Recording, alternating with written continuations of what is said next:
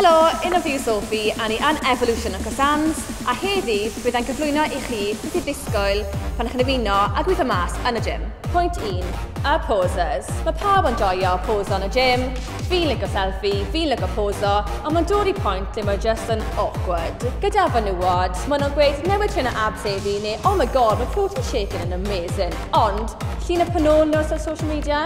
Mind blown. Mae boys yn gallu bod yn wath na fenywod yn y gym. Mae dyn nhw tans yn effeithio llygad te.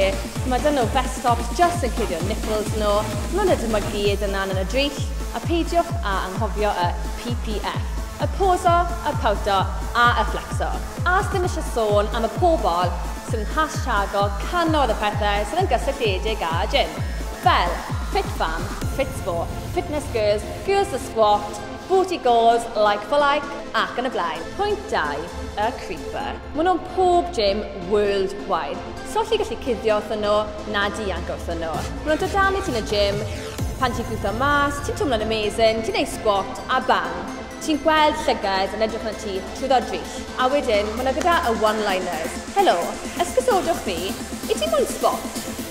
Spot, ti'n gwybod beth i codi pwysau'n iawn, ti'n gwybod watch fi beth i 20 munud. I ti'n meddwl cystadlu mewn competitions fitrwydd? Diolch am y tips am dieto, diolch am y tips am treino, ond dim diolch. Pwynt 3. Y sŵn. Mae gym yn gallu bod yn swnllyd, especially at peak times. Ond, os eisiau defnyddio y gym fel social event, ti'n gwybod, chat-a-boxes ydw mewn, chat. Bydd yn dawel. Ni'n trio gweithio mas yn am y ffeithiau, ti'n gwybod. A paid â sôn am y pobl sy'n sgrechen a grynto yn y gym.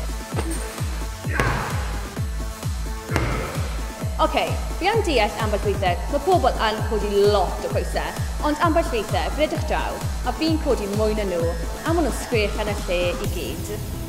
Fam.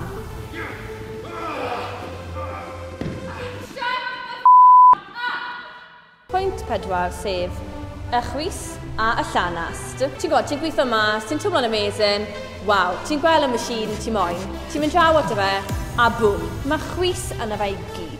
Sa'n moyn sweaty balls chi yn y dillad neis fi? Ac yn olaf, hyd yn oed gyda gweud pethau sy'n hysofio a pethau sydd yn doniol, mae y gym yn lle dda i ddod i.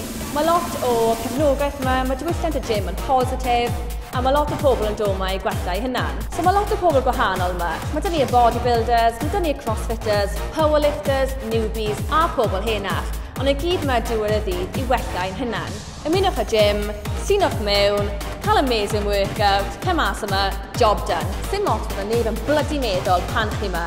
Newch beth chi moyn a beth sy'n ei chi'n teimlo'n dda.